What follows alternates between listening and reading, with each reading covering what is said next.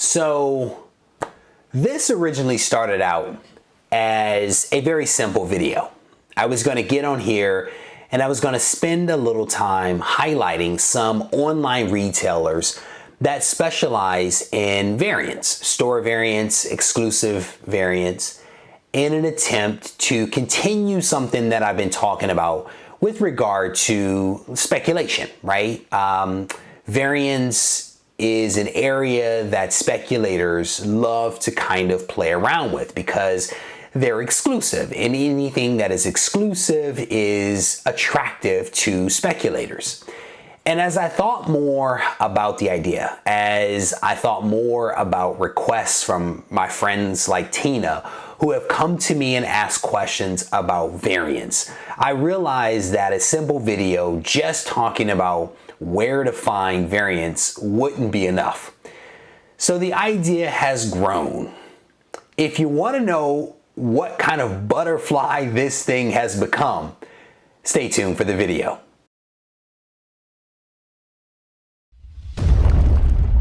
Reggie here, your friendly neighborhood bodybuilder and comic book collector, and I want to welcome you to another one of my videos. In this video, we are going to talk about variance.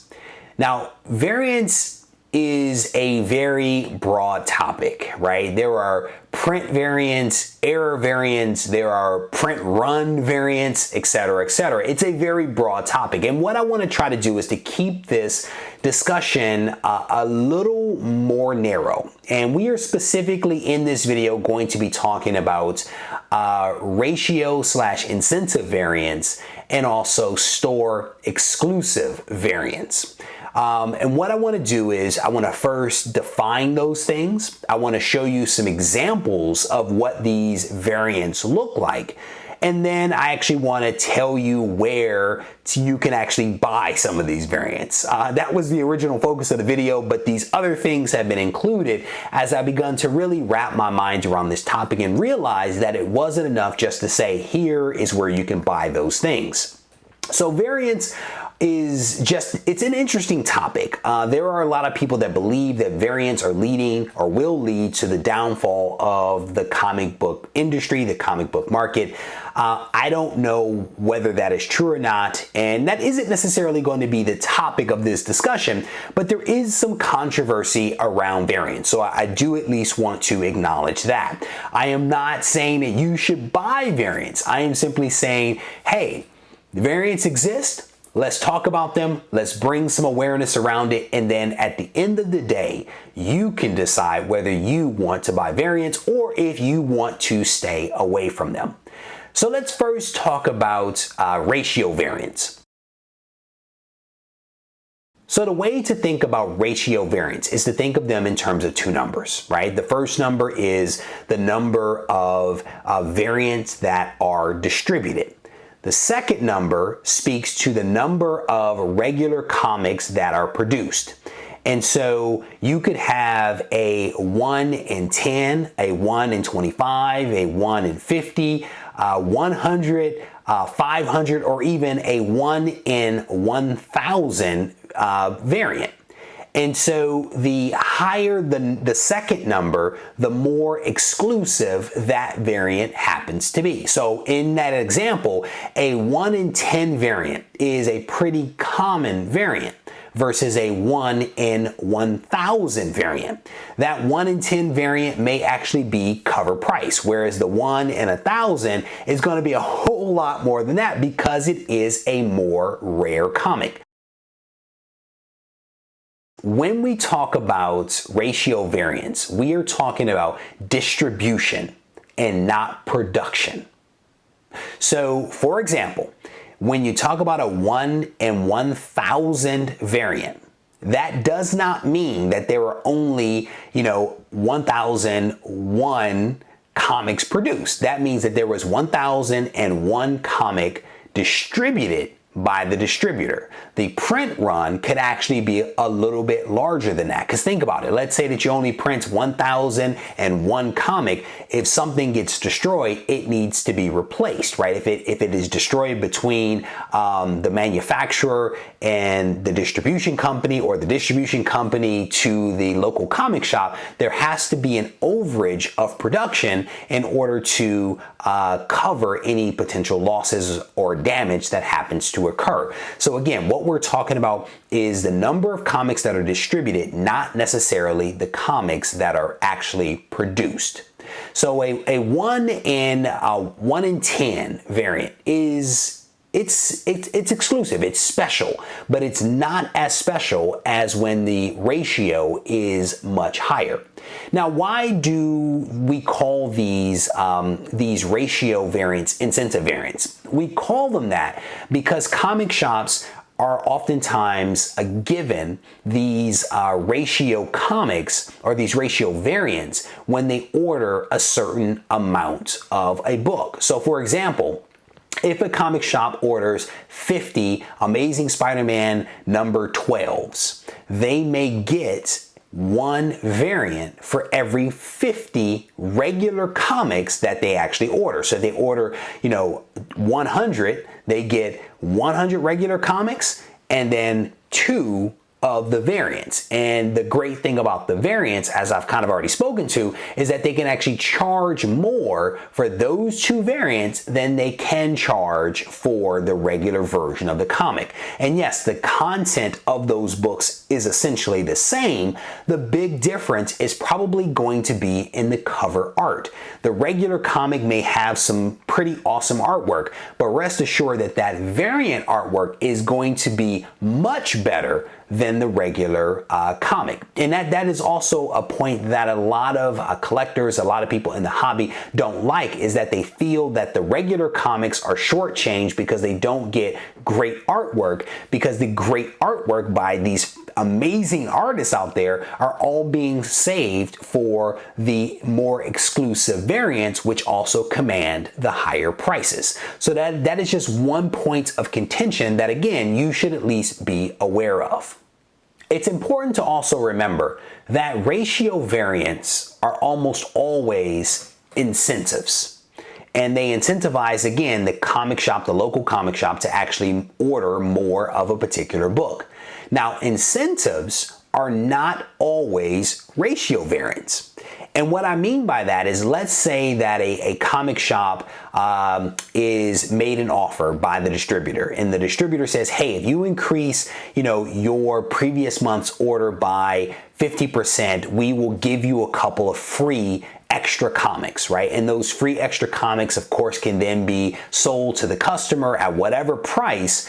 And that means that the comic shop is able to make additional money because they're getting something for free that they are then able to turn around and charge. Now, that something for free may not be a ratio variant. It could just be some free copies of whatever comic that the distributor chooses to offer in order to increase its overall sales. So that's just something, again, to kind of keep in mind and to be aware of, that a ratio variant is often incentive, but an incentive is not always a ratio variant. So the next thing that we want to look at is store variants. And store variants oftentimes are not ratio variants. But what they are is an opportunity for a large store, a retailer, local comic shop, if you will, that is on the larger side, to actually work with a publisher to get a special cover for themselves.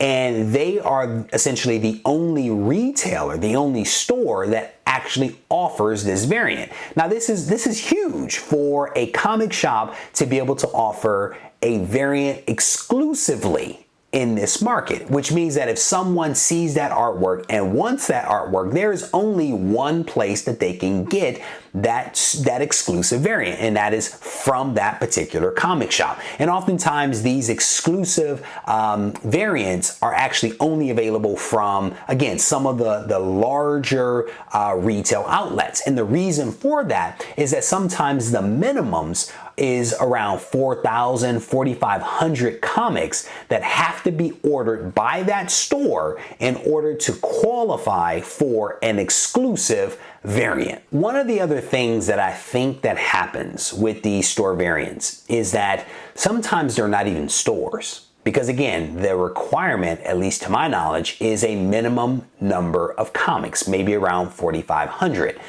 What I think is happening is that some artists are actually securing these comics, these store variants for themselves. And they're taking that minimum order and breaking it down into a couple of different comics, offering those comics up to their fans directly from their website. And I'm actually going to show you an example of what this looks like in just a couple of moments. But my point here is that it's not just stores and retailers that are getting in on this action. I think in some cases, individual artists are also doing it themselves. In this next section, what I want to do is to show you some examples of these ratio variants and also the store exclusive variants. I'm going to be using some additional terminology in this section, and I think it's easier sometimes to understand the terminology if you have some examples in front of you. I know that I'm a visual person, and so I always find examples to be extremely helpful.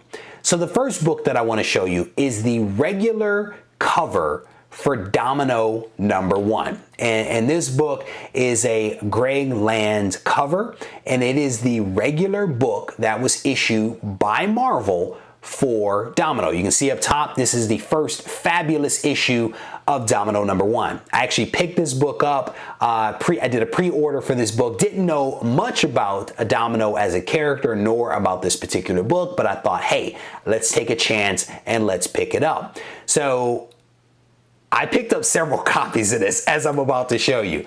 So the next one that I snagged was from an online retailer. And it was a variant of Domino #1. And I grabbed it because it is a gorgeous cover featuring one of my favorites, that being Wolverine.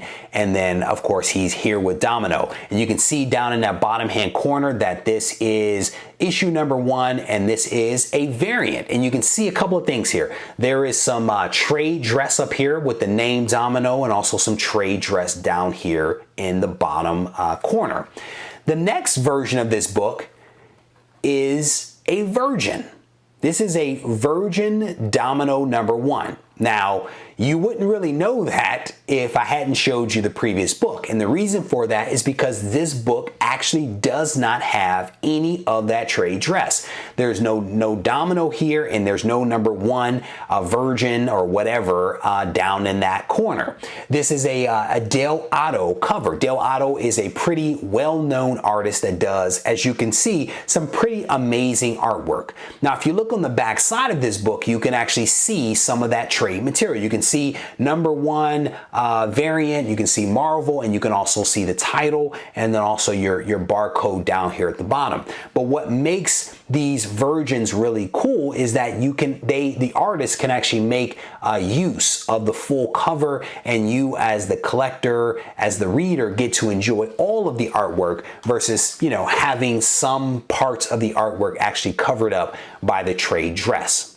Now, this particular set of books, which was purchased from an online retailer, and the retailer actually offered a deal where what they did is, once I purchased the book was sent off to CGC for a clean, a press, for grading and encapsulation. So they actually sent a raw book off and guaranteed me a 9.8. So it went off to CGC, it came back to the retailer, they then packaged it with the regular raw version and then sent me both copies to my home. And so I didn't have to worry about getting the book and then sending the book to CGC myself and, fingers crossed for a grade. They actually guaranteed me a 9.8 grade. So it was a really nice service. And of course there was, some extra money that was spent to obtain a 9.8. But if you're doing modern books, getting 9.8s is important. And it's a little bit easier sometimes to pay for it up front versus to pay for for it on the back end if the book happens to be a really hot one. So I've shown you 3 different versions of Domino number 1, and believe it or not, I have 4 more to show you. All 4 of these books are from J. Scott Campbell. J. Scott Campbell has a website, and on his website, he actually sells exclusive store variants. He happens to be the store, the artist and the store. And what he does is he sells some pretty awesome cover art. Now, what's interesting is that the inside of every one of these books is the same. The only difference is the cover. This happens to be a J. Scott Campbell cover, and he also signed it here on the bottom. And this particular book actually comes with a certificate of authenticity. You can see that this is Domino number 1. This is the B cover. Right? Here is my personal favorite. This is a Domino number 1. This is the D cover.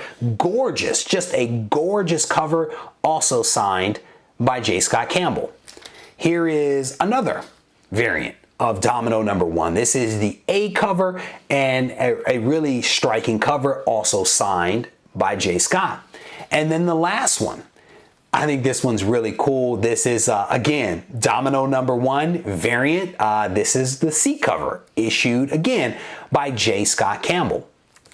So all really cool books. And I can tell you, J. Scott Campbell is a hot artist, and his artwork, his books, his exclusives, oftentimes sell out relatively quickly because his artwork is in demand. So let me show you a couple of other books. This one is X-Force number 1. This is a sketch variant, right? Different from the ones that I just showed you. It is a sketch variant. This is a book that was issued directly by Marvel. So this was not an online retailer or an artist. This was just a regular variant issued by Marvel. It was a ratio variant. I think it was probably a 1 in 50 ratio variant, if memory serves. And it's a really nice sketch variant. This thing is not easy to find. And as I talk about it, it may have actually been a 1 in 100. I would have to go back to my notes, but this is definitely a ratio variant. And I am pretty pleased to have this book in my collection. It was hard to even find information on this book because it isn't a very common book, and it was not easy to find out exactly what that was. So I have 2 more books that I want to show you. This next one is Venom number 1 from 2017.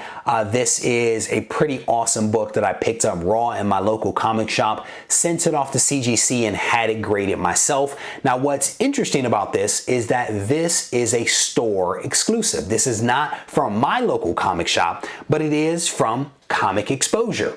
And so what they did is they worked with Marvel to obtain the rights to this particular artwork, this particular book, and Comic Exposure actually sold this book.